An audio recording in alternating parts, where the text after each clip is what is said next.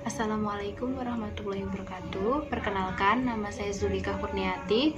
Di sini saya akan menjelaskan tentang ekspresi gen. Apa itu ekspresi gen? Sel merupakan unit dasar penyusun makhluk hidup. Di dalam sel terdapat nukleus yang mengandung genom. Pada manusia, genom dibagi menjadi 23 kromosom, yang dimana masing-masing kromosom tersebut mengandung untaian panjang yang disebut dengan gen. Gen terdiri dari DNA yang mengikat histon. Gen merupakan bagian dari DNA yang dapat membuat protein. Ketika DNA tersebut ditukar, ada saatnya DNA melekat pada enzim.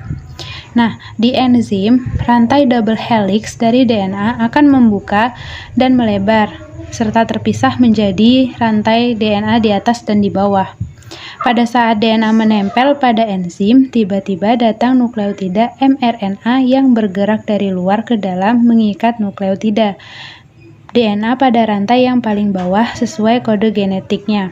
Proses pengikatan tersebut akan menyusun nukleotida mRNA menjadi rantai mRNA.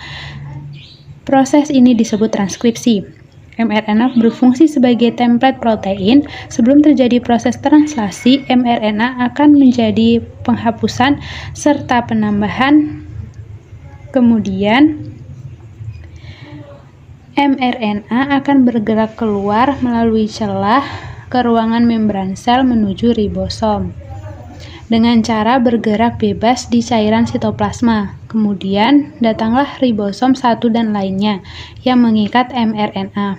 Ribosom akan membaca pesan mRNA dengan menyediakan rantai yang berikatan dengan amino yang disebut tRNA. Dari luar, amino mengandung 20 jenis asam yang berbeda-beda yang disebut asam amino. tRNA telah menyiapkan 3 nukleotida sebagai antikodon yang sewaktu-waktu kodon mRNA akan membaca antikodon tRNA dengan mengikat yang berurutan secara triplet. Karena tRNA dibaca triplet saja, akibatnya asam amino yang sesuai urutan antikodon tRNA akan mendorong kodon mRNA. Kemudian terjadilah pengikatan antara asam amino yang terlepas dari satu tRNA dengan asam amino dari tRNA yang baru.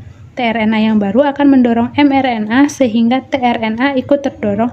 Akibatnya, tRNA yang melepas asam amino akan terjadi pengikatan asam amino satu dengan yang lainnya.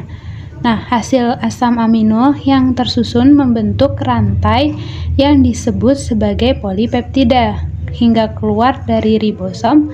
Proses ini disebut translasi. Jika translasi telah selesai, maka polipeptida akan terputus dan bergerak bebas hingga lama-kelamaan jadi satu dan disebut sebagai protein. Sekian penjelasan dari saya. Apabila ada kesalahan, saya mohon maaf. Saya akhiri.